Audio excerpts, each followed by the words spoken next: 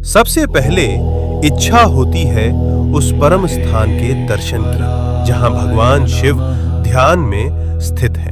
कैलाश पर्वत उनका परम आसन। ये कोई साधारण पर्वत नहीं बल्कि भगवान शिव का साक्षात रूप है।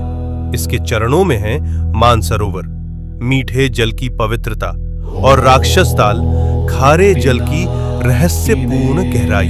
इतने पास फिर भी एक मीठा एक खारा, जैसे भगवान शिव के भीतर संतुलित दो स्वरूप। अब हम पहुंचते हैं उस तपोभूमि पर जहां भगवान शिव और माता पार्वती ने विवाह के बाद ध्यान लगाया।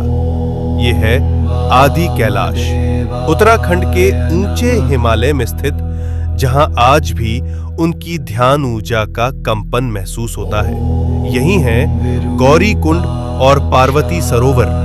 ये पर्वत नहीं, शिव पार्वती की जीवित उपस्थिति का केंद्र है, इसलिए कहलाता है छोटा कैलाश। और पास ही स्थित है ओम पर्वत, जहां बर्फ पर स्वतः उभरा ओम दिखाई देता है, जैसे शिव का मौन मंत्र इस भूमि में गूंज रहा हो अनंत काल से। अब हम बढ़ते हैं हिमाचल की उस रहस्यमयी चोटी की ओर जहां विराजमान है स्वयं भगवान शिव, जिसे कहा जाता है मणि महेश कैलाश। इस पर्वत की चोटी से दिखाई देती है एक दिव्य मणि।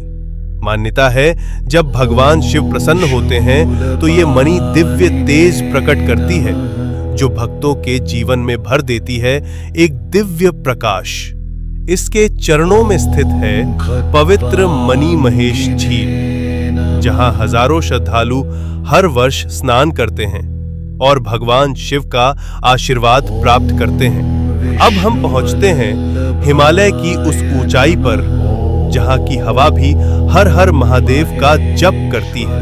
यह है श्रीखंड महादेव। यहां स्थित है एक भव्य प्राकृतिक शिवलिंग। यहां तक पहुंचने का मार्ग अत्यंत कठिन, लेकिन कहा जाता है जिसे स्वयं भगवान शिव बुलाते हैं वही इस दिव्य शिखर तक पहुंच पाता है। श्रीखंड महादेव केवल एक शिवलिंग नहीं, ये है भगवान शिव का हिमालयी सिंहासन। अब हम पहुंचते हैं भगवान शिव के एक और दिव्य धाम पर, हिमाचल की उस रहस्यमयी भूमि में किन्नौर कैलाश। यहां स्थित है सदियों पुराना एक विशाल शिवलिंग, जो अपने आप में अपार ऊर्जा समेटे हुए। और कहा जाता है यात्रा के दौरान कई भक्तों को ब्रह्म कमल के दर्शन भी हुए हैं। ओम नमः शिवाय।